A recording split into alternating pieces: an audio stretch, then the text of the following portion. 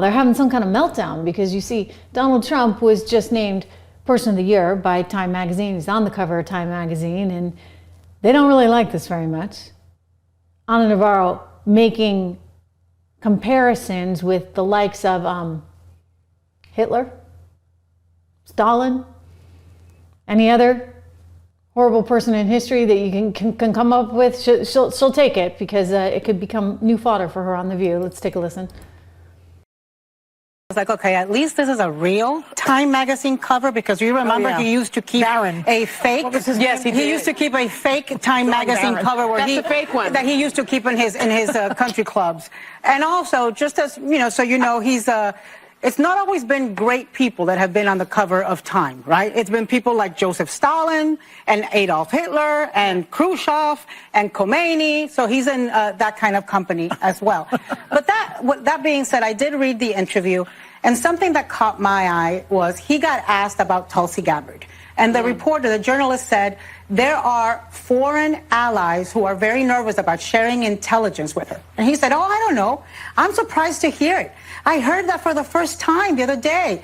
I mean, I think she's a great American. I think she's got tremendous common sense. This woman with tremendous common sense, Tulsi Gabbard, went to Syria, met with Assad, legitimized him as a member of Congress, then came back here and advocated for him, said that there was no evidence of crimes, said that he was not an enemy of the United States. Have you all seen the scenes coming out of Syria?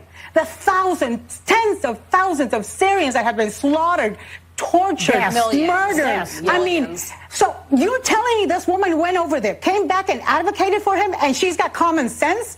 Our foreign allies are right to be nervous about sharing intelligence with her. Even RFK's lawyer today, I was reading, his lawyer wants to get... They're not too happy.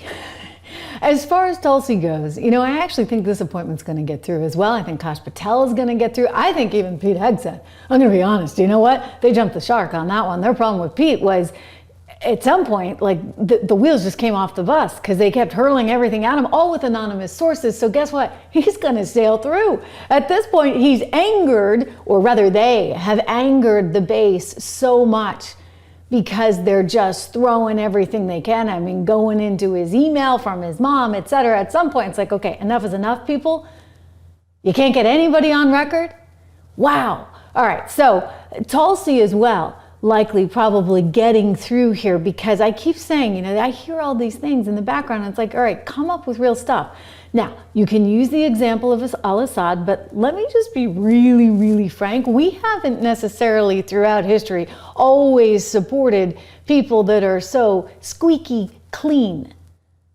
And so I think one of the goals of the Trump administration is to make sure that they have a whole lot of different viewpoints in the room, because I don't know how you go from her being complete, you know, she goes over there, she has a different point of view, she consistently actually has a different point of view than the mainstream there in DC and the mainstream media, etc. But to go from that to she's a spy, that she's a Russian sympathetic spy, I mean, that is one big giant leap, because she has a difference of opinion with you. So I don't think that that's going to fly either, but it's not going to stop them from trying.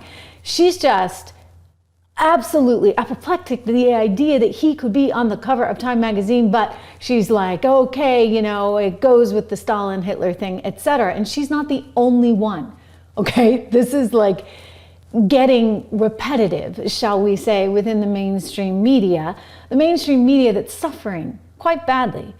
I mean, Joy Behar, I think she knows she's on her way out. This is one of the reasons why her home is up for sale. Did you see that one?